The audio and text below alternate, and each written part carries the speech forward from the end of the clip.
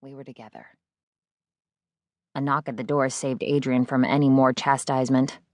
Daniela opened it, and Eddie appeared in the doorway. Seeing him almost always brought a smile to my face. In Palm Springs, we'd passed ourselves off as twins, sharing similar dark blonde hair and brown eyes. But over time, he'd truly come to feel like a brother to me. I knew few others with such courage and loyalty. I was proud to call him my friend, and as such, it hurt me to see all the pain he felt over Jill's disappearance. There was always a haunted look about him now, and sometimes I worried whether he was really taking care of himself. He hardly ever shaved anymore, and I had a feeling the only reason he bothered eating was so that he could keep training and stay in shape for when he located Jill's abductors. But my concerns for Eddie were put on hold when I saw the next person entering our suite. I sprinted across the room and wrapped her in a big embrace that caught her by surprise. Ms. Terwilliger, I could never bring myself to call her Jackie, even if I wasn't her student anymore, had changed my life in so many ways. She'd taken on the role my father used to have, teaching me secrets of an ancient art. Unlike him, though, she never made me feel bad about myself. She'd encouraged me and supported me, making me feel worthwhile and capable, even if I wasn't always perfect. She and I had communicated by phone since I'd come to court, but it wasn't until now that I realized how much I'd missed her. My, she said with a chuckle, trying to return the hug. I didn't expect such a welcome. Her efforts were made a little awkward due to the fact that she was holding a satchel in one hand and what looked like a small animal carrier in the other. Will you finally let me take this? Insisted Eddie, pulling the carrier from her. She yielded it, allowing for a proper hug. The mangled sense of patchouli and Nag Champa surrounded her, reminding me of more carefree times when she and I would huddle together to work on spells.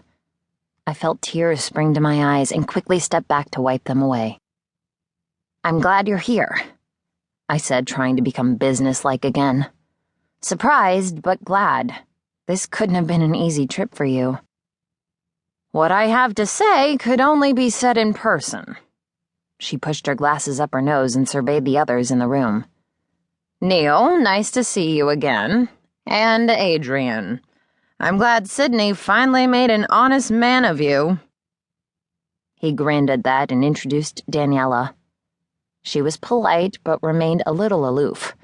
Moroi, like her, who generally lived secluded lives at court, didn't have many human friends.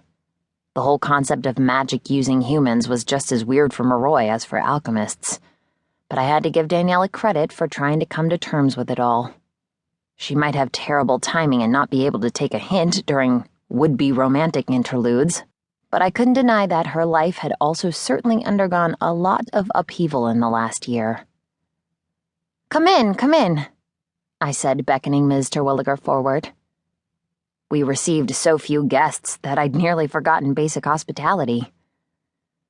Sit down and I'll get you something to drink. Or eat?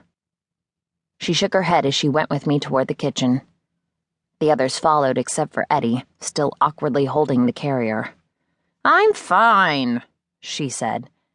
And we may not have the time. As it is, I hope I'm not too late. Her words made the hairs on my neck rise, but before I could respond, Eddie cleared his throat and lifted the carrier, which I could now see held a cat. Would you like me to do anything special with her? Him, corrected Ms. Terwilliger.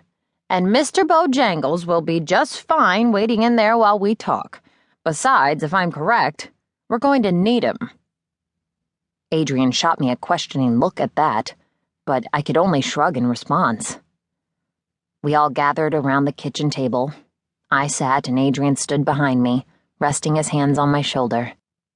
In my peripheral vision, the rubies and white gold of his wedding band glittered. Ms. Terwilliger took the spot opposite me and produced an ornate wooden box from her satchel.